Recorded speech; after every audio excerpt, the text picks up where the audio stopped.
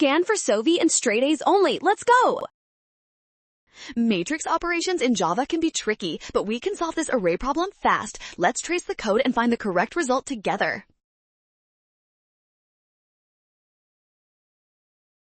First, we identify the inputs where R is 1 and C is 2. This means we are looking at row 1 and column 2 of our matrix to perform the multiplication.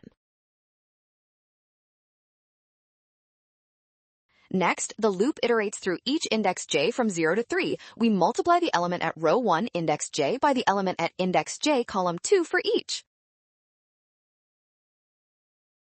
Calculating these products gives 1, 6, 3, and 4. This sequence matches the values needed for our final array. You are doing great!